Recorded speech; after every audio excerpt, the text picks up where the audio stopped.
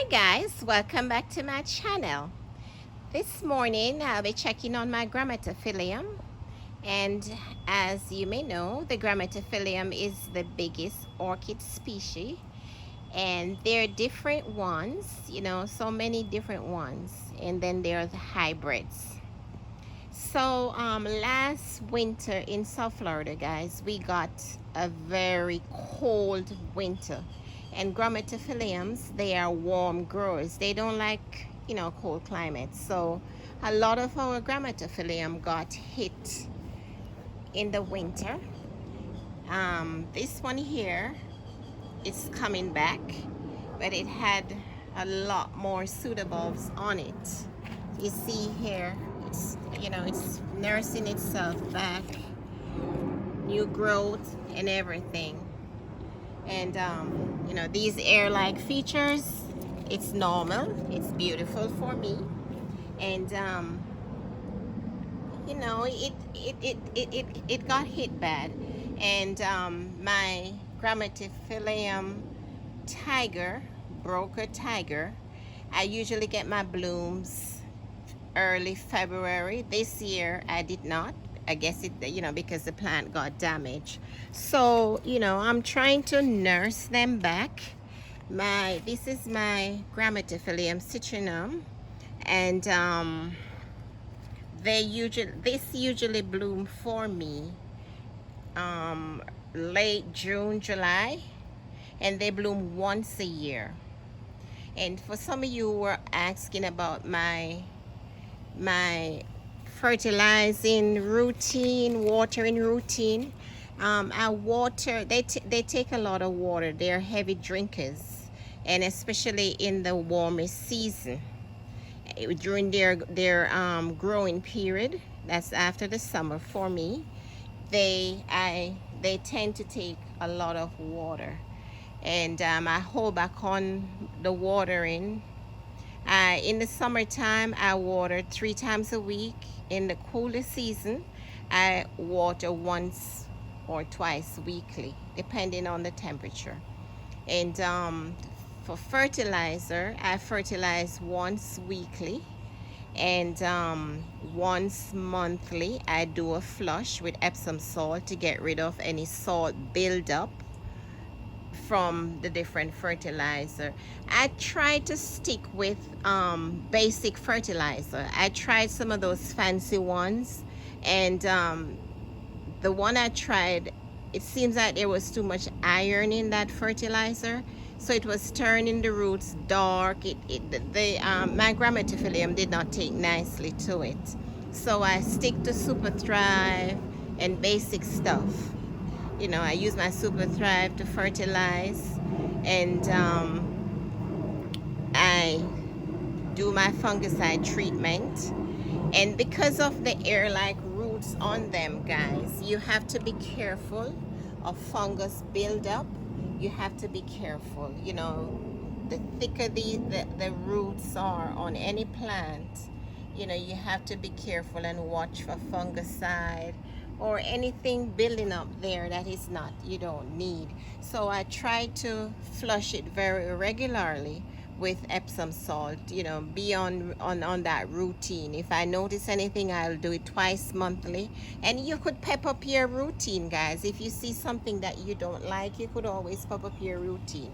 So I'm hoping that this will build itself up and give me a few blooms. If not, I'll be grateful that it's growing back, it's springing back. Grammatophyllum, we all got hit, and this one is doing pretty well. So this one here, guys, I'm repotting it this morning. I check on the roots. I didn't like what I was seeing, so I did a flush with my Epsom. At first I washed the roots, I sprayed out, and I clean off whatever the media I had it in. I washed it down, and then I did a Epsom salt flush on it. There's new growths coming here. This may be a spike, I'm not sure. New growth. There's a lot of new growth coming up on it. So normally I don't repot them this time of the year. I try to let them get themselves well set for the blooming season in the summer, but because I see, you know, they got damaged, all of them got damaged in the cold season, I realize I have to do something, you know, and just hope that it will spring back itself. But there's sign here. This look like it could be a spike, and it could be a pseudobulb. Sometimes you have to wait a little to see what's going on with it. It has a fist. If you see that fist looking, it could be a spike. But I had to do some TLC on it this morning, guys. So I'm gonna repot it. So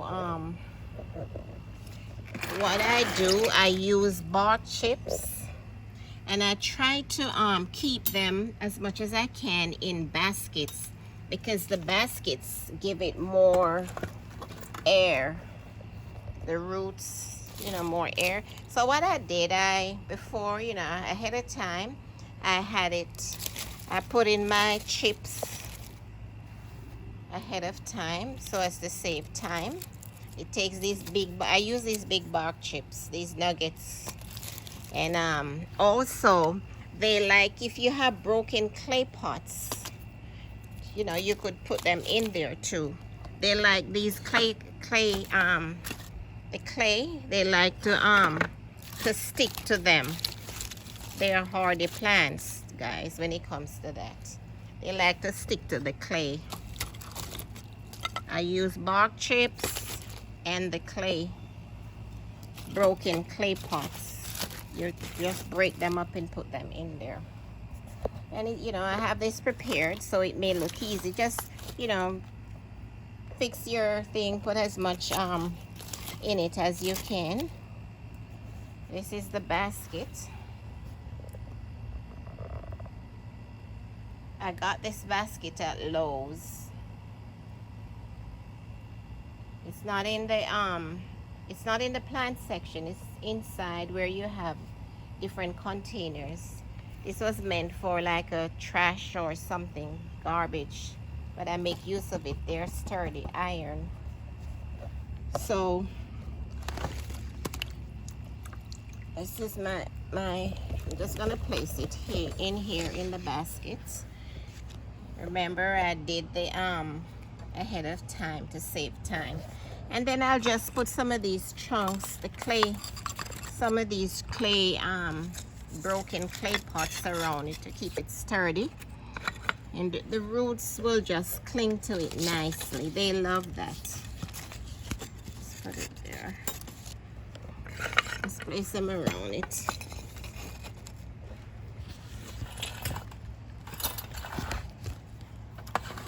Some new growth going on here. This is a good sign. They're coming back, guys. I know it's heart-rending just to see your orchids get damaged in the because of the weather condition, and you're saying what is going to happen again. But they are warm growers, and we have to, you know, try to keep them as warm as we can. Just like when we have hurricanes, we try to protect our plants. So we should protect them when putting some chips in it too, in the top. Protect them when it gets cold. Some of these plants were not. They like heat, and when it gets too cold, they're gonna perish. So we have to protect that. Keep the try to keep the roots covered as much as you can. Don't have to be a lot, but I think that's good enough. That's good enough. And they're hardy, guys. It's just that when it gets cold, they start to complain in whatever way. You start losing your leaves. And when you're watering, guys, it's okay. The pseudobulbs should be plump, but when it's in the colder season, it's okay that they may look a little shriveled, because in the colder times you're holding back on water.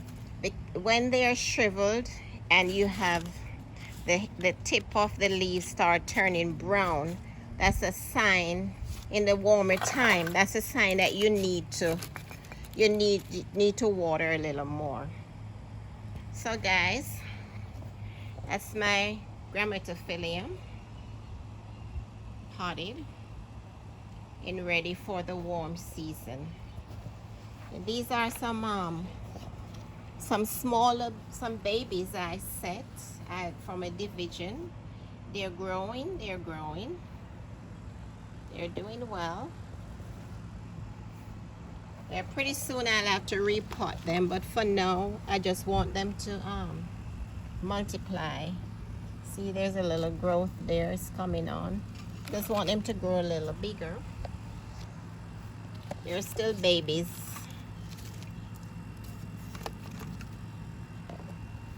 Yeah, they like warm weather.